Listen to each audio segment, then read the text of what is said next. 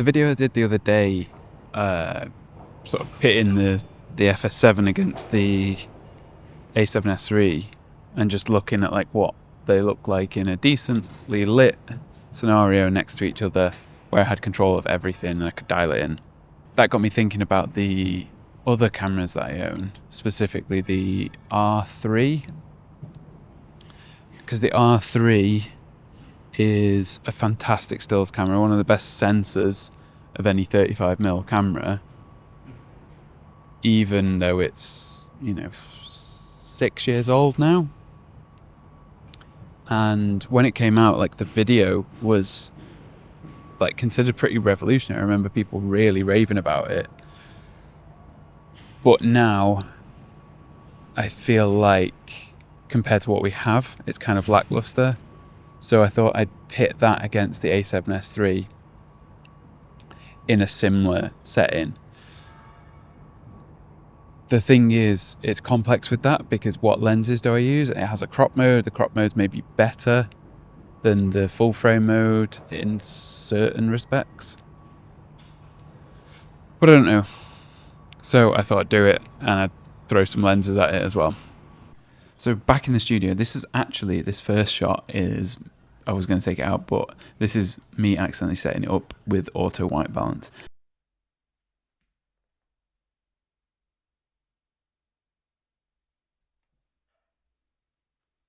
So side by side, I find it hard, like they look different. I can tell they're different, but I find it hard to think which one I prefer.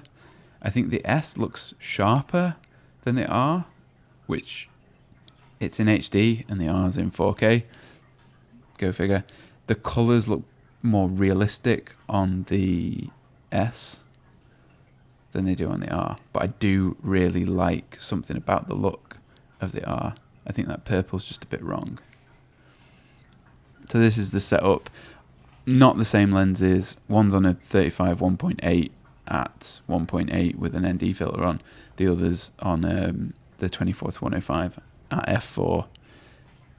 The thing about the R that's really frustrating is if you're outputting over HDMI, it doesn't do like the face detection autofocus. So the autofocus ends up being quite crappy, which is really annoying. Because other than that, it'd be a great camera. A little washed out here. I think that's just the ND filter catching some of the glare. And that was in full frame. Supposedly, the R is better in the crop because you're sort of not downsampling as much. I don't see it. I think it looks about the same, and I'd prefer to use the full sensor. The S, I've just zoomed in. That is still the full frame of it. Weirdly, I think the colours look better now on the R. I don't know how that is, but they do. I don't think using the crop is necessarily worthwhile. If it brought back the autofocus, maybe it would be, but it doesn't. At this point, I'd say they look pretty similar. A little bit more sharpness from the HD of the a7S III. And obviously the autofocus is so much better. Because I heard it works better in the crop mode, I thought I'd bust out one of my favourite lenses, which is the Fujinon MK 18-55. This is what it looks like in the full frame mode. Not very practical, not very useful. But then I've got it here in the Super 35 mode. That's the a7S III at 24mm for some reason. But this is it in the Super 35 mode. I really like this lens. Manual focus.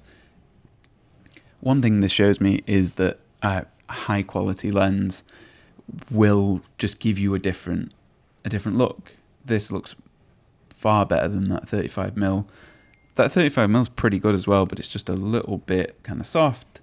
The color rendition, which I think is one of the big problems with Sony, less the color science of the cameras and a lot more to do with how badly their lenses sometimes sort of transfer color through them. I think this looks pretty good. This is it's a sharp lens. It's a very very clear lens. it renders an image really nicely. Obviously you can muddy it up if you want to, but this, obviously you don't need the autofocus. This could be genuinely a way to get the best out of the a7RIII for video. So I only made this because like one person said that the last one was useful, and it's really useful for me to sort of push the tools that I have in the scenarios that I'm going to be using them. You hear this all the time on YouTube. It's not a scientific test. Yes, we're not necessarily doing it in a scientific way.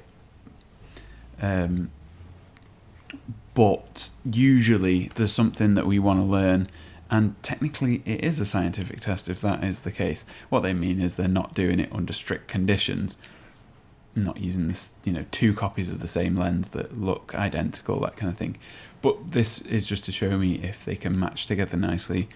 I think they do actually struggle to match together in a way that the FS7 and the a7S III don't struggle.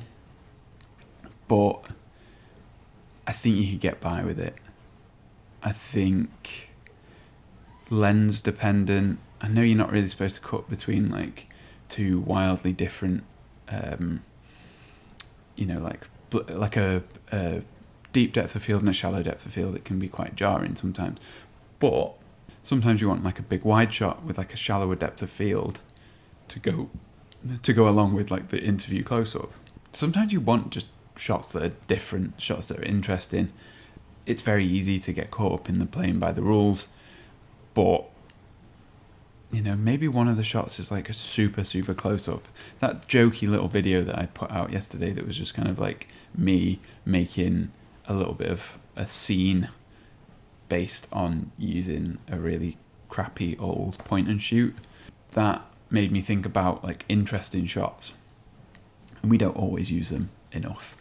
Yeah, I think that's my thoughts for the day, and now I'm going to go and label these because yes, it probably is useful. I agree with the guy who wrote that comment. Thank you for watching. See you tomorrow, probably. This is like video 30, I think, so I could stop now.